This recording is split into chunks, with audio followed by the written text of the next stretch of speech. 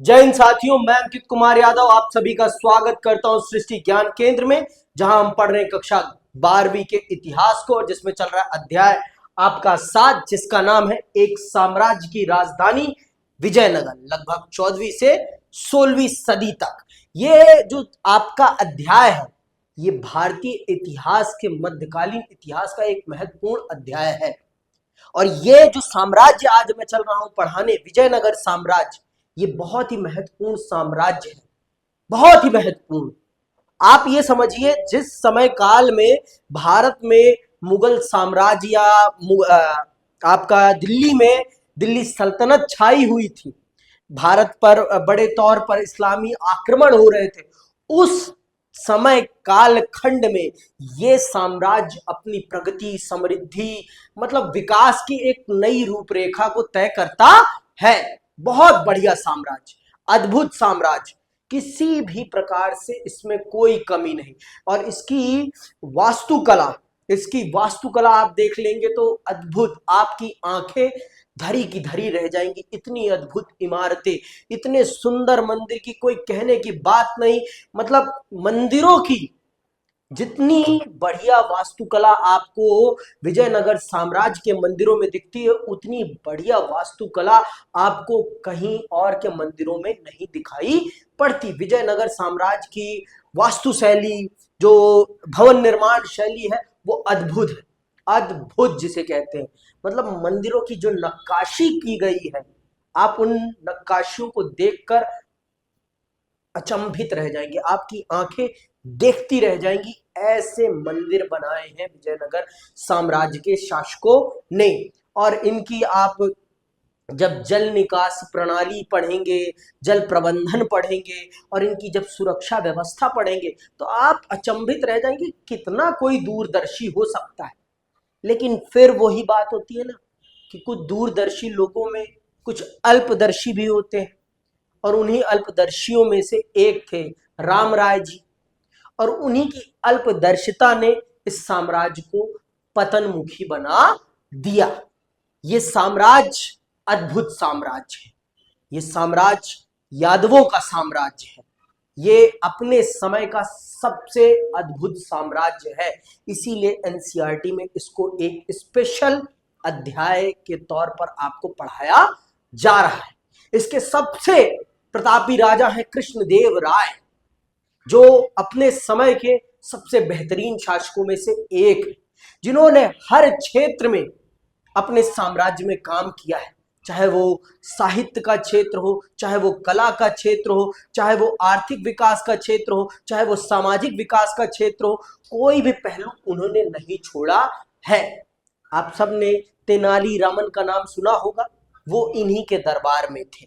ठीक है, तो ये एक अद्भुत साम्राज्य वाला आपका साम्राज्य का नाम भी विजयनगर है, और साम्राज्य के राजधानी का नाम भी विजयनगर ही है। समझ में आई बात? राज्य के लिए भी एक अद्भुत नाम है, और राज्य की राजधानी के लिए भी एक अद्भुत नाम है। क्या? विजयनगर। बहुत ही अद्भुत, मतलब आंखों को भाने वाला है विजयनगर।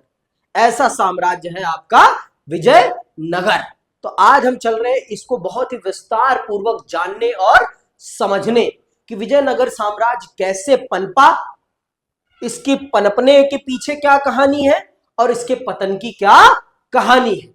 इसको हम बहुत विस्तार से समझेंगे, और ये आपकी एनसीईआरटी का सबसे महत्वपूर्ण चैप्टर है, और ये प्रश्न आपके पेपर में जरूर आता है इसके ऊपर से। ये आपके बोर्ड में आपके लिए 8 नंबर का प्रश्न जरूर आएगा ही आएगा इस अध्याय से। समझ में आई बात? 8 मतलब 8 का एक अकेला क्वेश्चन भी आ सकता है, और 4 का भी आ सकता है, 4 4 के 2 भी आ सकते हैं, या 2 2 के स्प्लिट करके दिए जा सकते हैं। आएगा जरूर क्वेश्चन, 1 नंबर के प्रश्नों में भी आ सकता है, एमसीक्यू में भी।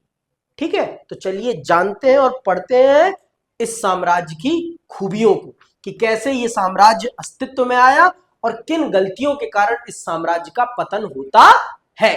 तो आइए सुनिएगा। विजयनगर साम्राज्य की स्थापना उस समय हुई जब मोहम्मद तुगलक के शासन काल में दिल्ली सल्तनत में अव्यवस्था फैलने लगी थी। अंडरलाइन कर लो, उस समय दिल्ली सल्तनत का शासक कौन था? मोहम्मद तुगलक, मतलब दिल्ली पर तुगलक वंश का शासन था। ठीक है। विजयनगर अथवा विजय का एक शहर एवं एक साम्राज्य दोनों के लिए प्रयुक्त नाम था। मतलब ये नाम एक साम्राज्य के लिए भी अद्भुत है और एक राजधानी, एक शहर के लिए भी बहुत अद्भुत नाम है। इससे बढ़िया नाम तो कुछ हो ही नहीं सकता ना। विजयनगर, जीत वाला नगर, जीता हुआ राज्य, जीता हुआ, जो किसी से न हारे, विजय है वो, है ना। तो नाम तो अद्भुत था इसका। सिवेल नामक विद्वान ने अपनी पुस्तक ए फॉरगेटन एम्पायर में विजयनगर साम्राज्य की उत्पत्ति संबंधी विभिन्न परंपरागत कथाओं पर प्रकाश डाला है। इस साम्राज्य की स्थापना 14वीं शताब्दी में हुई और धीरे धीरे यह प्रगति एवं विस्तार करता गया। अपने चरमोत्कर्ष पर यह उत्तर में कृष्ण नदी से लेकर प्रायद्वीप के सुदूर दक्षिण तक फैला हुआ था। यद्यपि 1565 में हुए तालीकोट के युद्ध में पराजय एवं आक्रमणकारियों द्वारा लूट के कारण यह उजड़ गया। 1565 में तालीकोट के युद्ध में इस साम्राज्य को बहुत बड़ी क्षति हुई और इसे लूट लिया गया। नहीं, उससे पहले यह साम्राज्य अद्भुत था, मतलब बहुत अद्भुत है। आज भी आप जब जाएंगे ना हम्पी देखने, तो आपको देखने में एक अलग ही आभा महसूस होगी। उस क्षेत्र में बहुत अद्भुत है। पहाड़ियों के बीच में बसा हुआ सुंदर सा नगर, बहुत अद्भुत नगर है, मतलब आंखों को भाने वाला नगर है, ऐसा नगर था विजयनगर। लेकिन राम राय जी की कुछ ज्यादा ही लालसाओं ने, लालच ने इस साम्राज्य को बर्बाद कर दिया। कहते हैं ना, अगर योग्य शासक रहता है ना, नेता अगर योग्य है आपका, तो सारी चीजें अच्छी जाएंगी।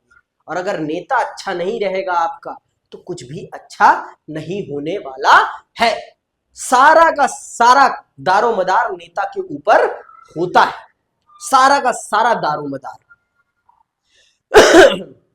इसीलिए तो कहा जाता है, अगर आपका नेता अद्भुत है तो आपका देश भी अद्भुत होगा। समझ में आई बात? नेता में अगर कौशल है, क्षमता है, काम कराने की दृढ़ संकल्पता है, फिर आपको कोई हरा नहीं सकता, कोई भी नहीं हरा सकता। और अगर आपके नेता में वो कौशल नहीं है, वो दूरदर्शिता नहीं है, तो फिर आपको कोई जिता भी नहीं सकता, चाहे जितनी ताकतवर सेना क्यों ना लेकर बैठे हो आप। समझ में आई बात? सारा का सारा खेल नेतृत्व का होता है। नेतृत्व करने वाले व्यक्ति के अंदर अगर क्षमता है तो आप जीतेंगे ही जीतेंगे। और राम राय साहब में नेतृत्व करने की क्षमता तो जरूर थी, लेकिन वो दूरदर्शिता नहीं थी। वो दूरदर्शिता के अभाव के कारण ही साम्राज्य का पतन हो जाता है। और राम राय साहब मंत्री होते हैं, सेनापति होते हैं। राजा उस समय का जो था वो उतना कुशल राजा नहीं था। समझ में आई बात? आगे सुनिए। परंतु फिर भी कृष्णा तुंगभद्रा दोआब क्षेत्र के निवासियों की स्मृति में यह जीवित रहा। उन्होंने इसे हम्पी के नाम से याद रखा, क्योंकि इसके अवशेष इसी स्थान से प्राप्त हुए हैं। इन मौखिक परंपराओं के साथ साथ पुरातात्विक खोजों, अभिलेखों, विभिन्न दस्तावेजों तथा स्थापत्य के अनेक नमूनों ने विजयनगर साम्राज्य की पुनः खोज के प्रयासों में महत्वपूर्ण सहायता की। मतलब पुरातात्विक चीजें तो स्वाभाविक है कि वो आपके इतिहास को बनाने में, इतिहास की जानकारी उपलब्ध कराने में सबसे प्रमुख अवशेषों में से एक होते हैं। उन्हीं पर सारा का सारा दारोमदार होता है। किस चीज का? आपके इतिहास को निर्मित करने का। आपके सामने जो आपका आज तक का इतिहास है, उस इतिहास को आपके सामने प्रस्तुत करने में सबसे बड़ी भूमिका आपके इन पुरातात्विक स्रोतों ने ही निभाई है। सबसे बड़ी भूमिका निभाई है इन्होंने, और किसी ने नहीं निभाई है। समझ में आई बात? संक्षिप्त राजनीतिक इतिहास किसका? विजयनगर साम्राज्य। अब हम चल रहे हैं विजयनगर साम्राज्य के राजनीतिक इतिहास को समझने। ठीक है, कि कैसे विजयनगर साम्राज्य अस्तित्व में आया और कैसे आगे बढ़ा। ठीक है। परंपरा एवं अभिलेखीय साक्ष्यों के अनुसार विजयनगर साम्राज्य की स्थापना संगम नामक एक व्यक्ति के 5 पुत्रों में से 2 हरिहर एवं बुका ने 1336 में की। 1 नंबर का सबसे उत्तम प्रश्न कि विजयनगर साम्राज्य की स्थापना किसने की? तो हरिहर और बुका ने की। उनके पिता का नाम क्या था? संगम। तो इन्हीं के नाम पर हरिहर बुका ने अपने वंश का नाम रखा। तो इनके वंश का नाम क्या था? संगम वंश। ठीक है। संभवतः इसकी प्रेरणा उन्हें उस समय के प्रसिद्ध विद्वान एवं संत विद्यारण्य तथा उनके अनुज वेदों के विख्यात टीकाकार सायण से मिली। विजयनगर साम्राज्य तुंगभद्रा नदी के दक्षिणी किनारे पर बसा है, जिसके सामने उत्तर की ओर है अनेगुदी का किला। विजयनगर राज्य के संस्थापक हरिहर प्रथम एवं बुका प्रथम का वंश उनके पिता के नाम पर संगम पड़ा। उन्होंने अपनी विजयों के माध्यम से साम्राज्य का विस्तार किया।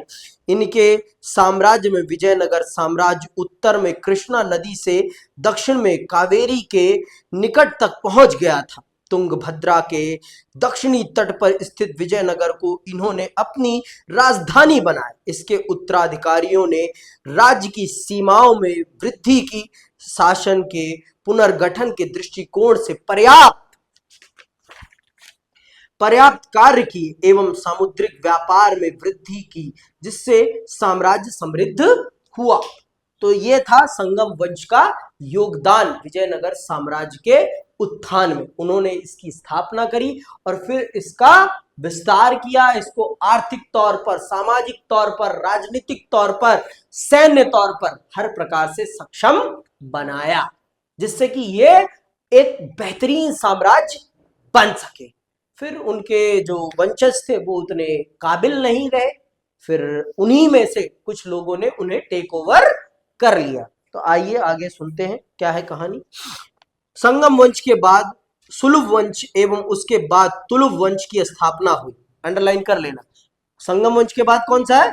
सुलभ वंश एवं उसके बाद तुलुव वंश। तुलुव वंश सबसे महत्वपूर्ण है क्योंकि इसी वंश से कृष्णदेव राय हैं। ठीक है, तो अंडरलाइन कर लेना।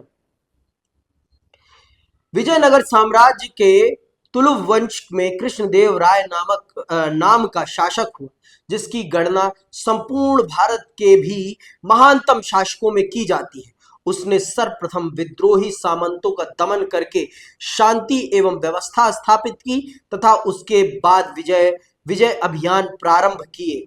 उसने 1511 से लेकर 1512 में सदाशिव सुंदरम के किले पर अधिकार किया एवं उसके बाद रायपुर दोआब पर, तत्पश्चात 1513 में उड़ीसा के राजा गजपति तथा बीजापुर के सुल्तान को भी बुरी तरह पराजित किया। इसके पश्चात उसने अपने साम्राज्य के संगठन एवं प्रशासन की ओर ध्यान दिया। वह स्वयं भी साहित्यिक प्रतिबद्धता संपन्न था तथा उसके समय में कला एवं साहित्य का पर्याप्त विकास हुआ। बहुत ही अद्भुत राजा। कौन? कृष्णदेव राय। कौन से वंश से है? तुलुव वंश से। ठीक है, तो ये याद रखना है, ये अद्भुत राजा है और इसने विजयनगर साम्राज्य के विकास में एक बहुत बड़ा योगदान दिया है। मतलब तुलुव वंश के सबसे प्रतापी राजाओं में से ये राजा सबसे महान राजा माना जाता है। भारत के भी सबसे महान राजाओं की श्रेणी में इस राजा को रखा जाता है। किसको?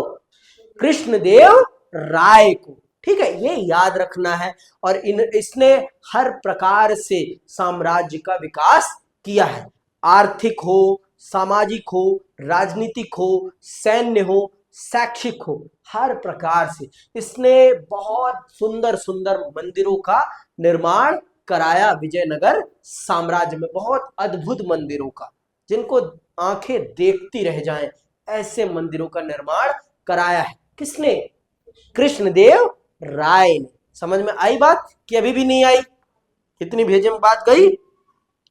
विजयनगर साम्राज्य की प्रगति से एक ओर तो पड़ोसी राज्य जलने लगे और दूसरी ओर कुछ प्रांतपति अपनी स्वतंत्र सत्ता की स्थापना का प्रयास करने लगे।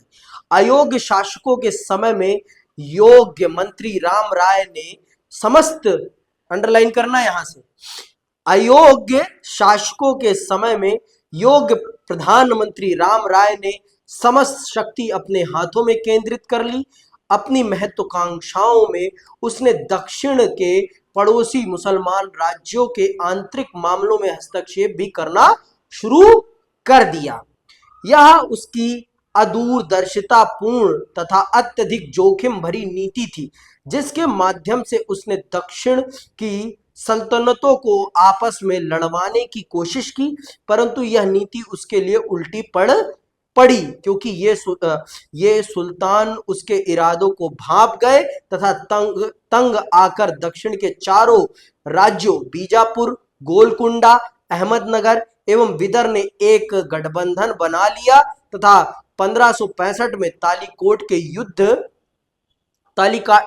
के युद्ध में विजयनगर की सेनाओं को बुरी तरह परास्त कर दिया। तो राम राय की अत्यधिक महत्वाकांक्षाओं ने और इनकी जो नीति थी, दूसरों के बीच में फूट डालने की नीति, पड़ोसियों के बीच में फूट डालने की नीति, पड़ोसी इनकी उस नीति को भांप गए, मुस्लिम शासक इनकी उस नीति को भांप गए। बीजापुर, गोलकुंडा, अहमदनगर और विदर, इन चारों रियासतों के सुल्तान इनकी इस नीति को भांप गए कि ये हमें आपस में लड़ाकर कमजोर रखना चाहते हैं और अपना विस्तार करना चाहते हैं। किसकी नीति को समझ गए? राम राय की। राम राय क्या है? प्रधानमंत्री विजयनगर के जो योग्य है, लेकिन अदूरदर्शिता भी है उनके अंदर। तो उनकी इस नीति को समझ के, भांप के, फिर जो ये राजा जो सुल्तान थे, ये सब यूनाइट हो जाते हैं, एकजुट हो जाते हैं और फिर एकजुट होकर इन पर आक्रमण कर देते हैं। अब भाई अकेले अकेले लड़ते तो जीत भी जाते, अब 4 सेना एक साथ और आप अकेले कहां से जीतोगे? तो तालीकोट के युद्ध में 1665 में विजयनगर साम्राज्य बर्बाद कर दिया जाता है। पूरी तरीके से इसकी समृद्धि को लूट लिया जाता है इन चारों रियासतों के द्वारा, इन चारों साम्राज्यों के द्वारा, और पूरा का पूरा विजयनगर साम्राज्य बर्बाद कर दिया जाता है सिर्फ एक गलती के कारण। दूसरों के घर में लड़ाई मत लगाओ। सीख मिल रही है ना यहाँ पे? यही तो सिखाने के लिए पढ़ाया जाता है आपको इतिहास। जब तक आपसे विवाद ना हो ना, तब तक किसी से पंगा मत लो। जब अपने पे आए तब जाओ लड़ो, तो कोई दिक्कत नहीं। भगवान भी कहेंगे अच्छी बात है भाई, तेरे से लड़ने आ रहा है जा लड़, लेकिन दूसरों को लड़ाने का क्या मतलब बनता है? दूसरों को लड़ाओगे तो आप भी उसका नुकसान झेलोगे ही झेलोगे, अगर वो आपकी नीति को समझ गए तो। और वो आपकी नीति को समझ गए तो अब आपकी खटिया खड़ी करने में वो टाइम तो नहीं लगाने वाले। सीधी बात, नो बकवास। समझ में आई बात?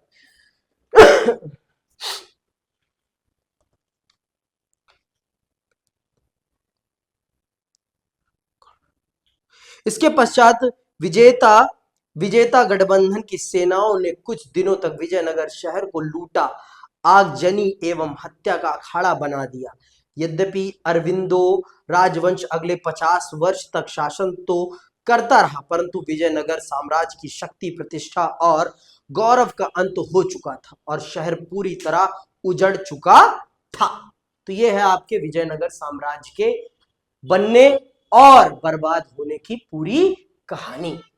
ऐसे बना और ऐसे बिगड़ा, ऐसे बर्बाद हो गया। एक नीति की गलती ने पूरे विजयनगर साम्राज्य को बर्बाद कर दिया।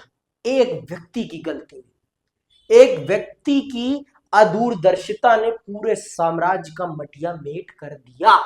तो आप समझ लीजिए कि दूरदर्शिता, बिना सोचे कोई काम नहीं करना जिंदगी में।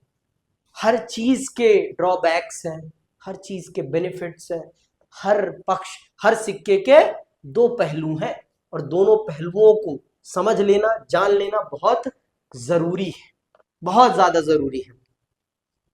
अब आते हैं, चलते हैं, जानते हैं कि विजयनगर साम्राज्य जो इतना प्रभावशाली साम्राज्य था, वो इतना प्रभावशाली कैसे बना। देखो, कोई भी साम्राज्य प्रभावशाली तब बन पाता है जब उसका प्रशासन अच्छा होता है। बिना प्रशासन के अच्छे हुए बिना आप अपनी नीतियों को जनता तक कभी नहीं पहुंचा पाएंगे, और अगर आपकी जनता आपसे संतुष्ट नहीं रहेगी तो आप लंबे समय तक शासन नहीं कर पाएंगे, चाहे आप कितने भी ताकतवर क्यों ना हो, कितने भी ताकतवर क्यों ना हो। अगर आपकी नीतियों से जनता खुश नहीं है तो आप लंबे समय तक शासन नहीं कर सकते हैं। और आपकी नीतियां कैसे पहुंचेंगी जनता तक? आपके प्रशासन के माध्यम से। तो चलिए जानते हैं और समझते हैं कि विजयनगर साम्राज्य का प्रशासन कैसा था और वो कैसे काम करता था। प्रशासनिक व्यवस्था कहां की? विजयनगर साम्राज्य की। विजयनगर शासन एक केंद्रीकृत शासन था। केंद्रीकृत का मतलब शासन का, शक्ति का केंद्र एक व्यक्ति था, उसी के पास पूरी की पूरी ताकत थी, उसके अलावा किसी और के पास ताकत नहीं थी, वो ताकत का केंद्र था। जैसे सौरमंडल में ताकत का केंद्र कौन है? सूरज। उसी प्रकार से राजा ही पूरी की पूरी ताकत का केंद्र बिंदु था। राजा के इर्द गिर्द ही प्रशासन की सारी गतिविधियां चलती थी, ठीक है। जिसमें राजा एक उदार एवं प्रबुद्ध शासक होता था। उसकी सहायता के लिए एक मंत्री परिषद होती थी। विजयनगर शासकों का दरबार अत्यधिक वैभवपूर्ण होता था, जिसमें सामंत, पुरोहित तथा साहित्य एवं कलाओं में प्रतिष्ठित व्यक्ति होते थे। प्रशासन की सुविधा के दृष्टिकोण से साम्राज्य प्रांतों में विभाजित था, जो राज्य अथवा मंडल कहलाते थे। तो जैसे आज के टाइम पर प्रशासन की सुव्यवस्थित दृष्टिकोण को ध्यान में रखते हुए हमने अपने राज्यों को किसमें बांट रखा है? जिलों में बांट रखा है। तो उसी प्रकार से यहां पर भी बांटा गया था। आप आज के टाइम पे जैसे हमने भारत को भी आज सही ढंग से चलाने के लिए क्या कर रखा है? राज्यों में बांट रखा है ना। एक पूरे देश को चलाने वाली सरकार है और फिर राज्यों को चलाने के लिए हमने सरकार बना रखी है। तो सेम सिस्टम, लेकिन यहां पर पावर डिस्ट्रीब्यूशन है, यहां पर पावर डिस्ट्रीब्यूशन है, किसी एक व्यक्ति के पास पूरी पावर नहीं है। हमारे अभी के सिस्टम में संपूर्ण पावर एक व्यक्ति के पास नहीं है, लेकिन यहां पर भी 60% पावर केंद्र सरकार के पास है और 40% पावर राज्य सरकारों के पास है। ये भी सच है, ठीक है, ये भी सच है, ठीक। आगे सुनो। जो राज्य अथवा मंडल कहलाते थे, प्रत्येक राज्य एक नायक के अधीन था, जिसके पास सैनिक, असैनिक एवं न्यायिक शक्ति थी, ठीक है। जैसे आज के टाइम पे मुख्यमंत्री, वैसे ये लोग मुख्यमंत्री, वैसे ये लोग कौन? नायक। या आप एक जिले के कलेक्टर को मान लो, कि उसके पास भी वहां की पूरी सैन्य ताकत, असैन्य ताकत और न्यायिक ताकत। भारत में आज के टाइम पे कलेक्टर के पास न्यायिक ताकत नहीं है, ठीक है, पर उस समय का मान सकते हो आप, नायक ऐसी भूमिका में रहा होगा। विजयनगर साम्राज्य का स्थानीय शासन भी अत्यधिक व्यवस्थित था। प्रांत, नाडु, स्थल एवं ग्रामों में विभाजित थे। प्रशासन की सबसे छोटी इकाई ग्राम थी, जो आत्मनिर्भर थी। तो जैसे आज के टाइम पर ग्राम है, वैसे ही गांव वाली व्यवस्था, मतलब भारत में जो ये व्यवस्था चली आ रही है ना, ये बहुत आदिकाल से ही चली आ रही। हमने आज कोई नई व्यवस्था नहीं बनाई, हमने बस इसे क्या कर दिया है?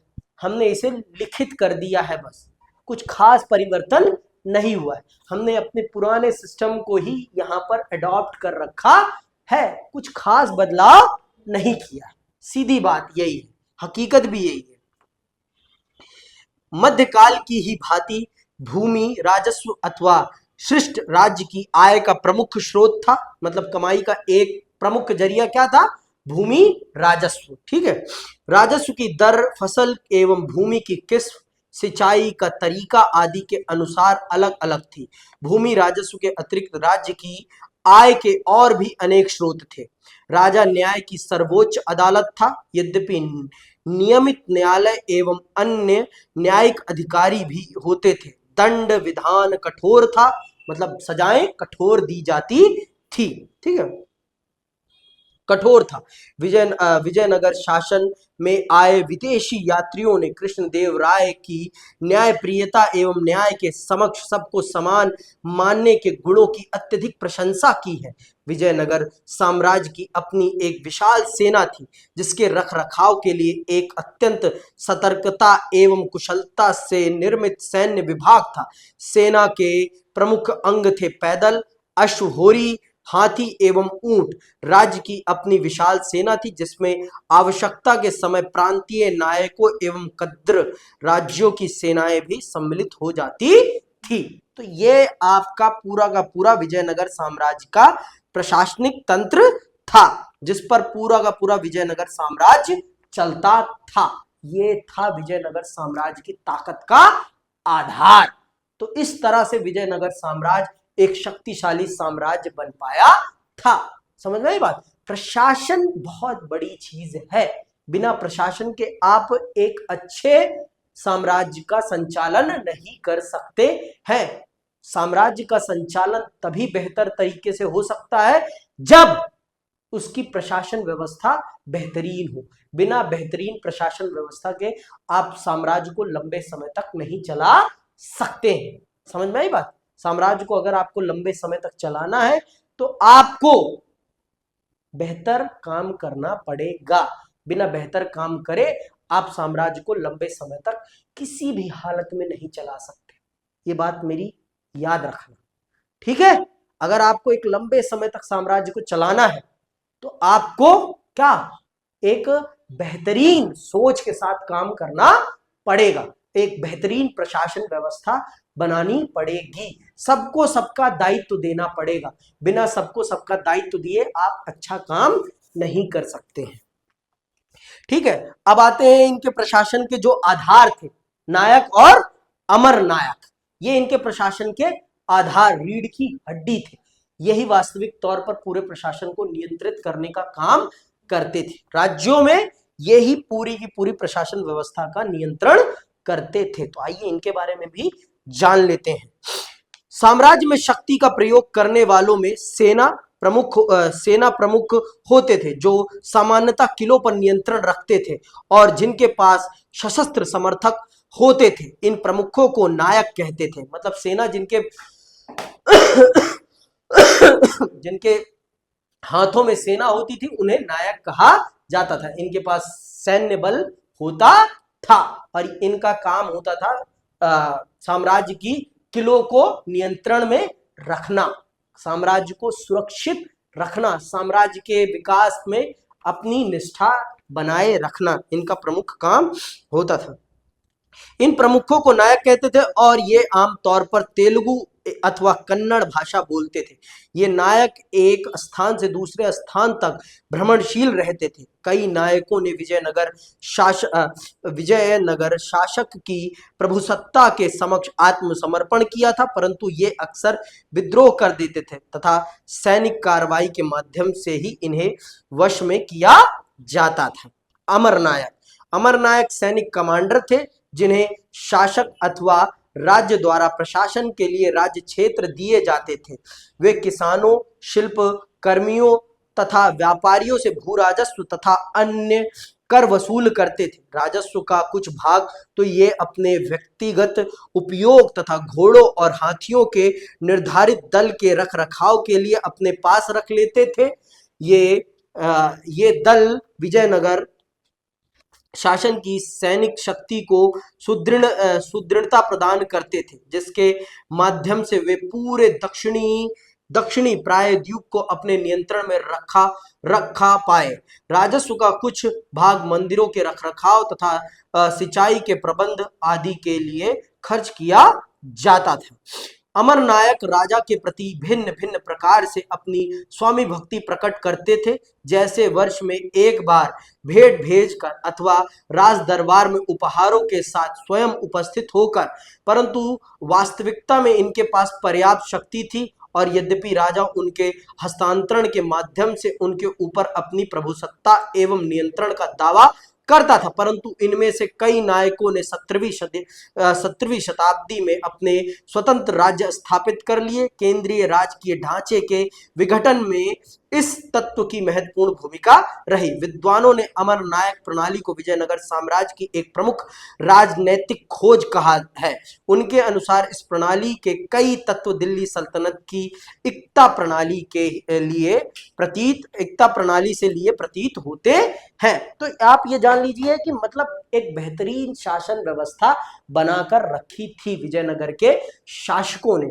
मतलब जिन लोगों को उन्होंने इन राज्यों को संभालने का दायित्व दिया था, उनको अपनी स्वामी भक्ति बनाए रखनी पड़ती थी राजा के प्रति। अगर आपने राजा के प्रति अपनी निष्ठा खोई तो आप अपना पद भी खो सकते थे। और राजा इन पर अपना नियंत्रण अलग अलग तरीके से दिखाने के लिए इनका समय पर ट्रांसफर करता रहता था, जिससे कि इनके अंदर एरोगेंस ना आए और राजा के प्रति विद्रोह करने की भावना कदापि पैदा ना होने पाए इनके मन में। इस चीज का ध्यान रखते हुए राजा इन पर अपना नियंत्रण बरकरार रखता था।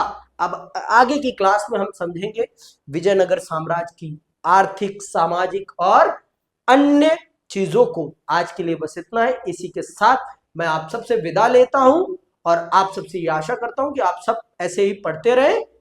जय हिंद, जय भारत।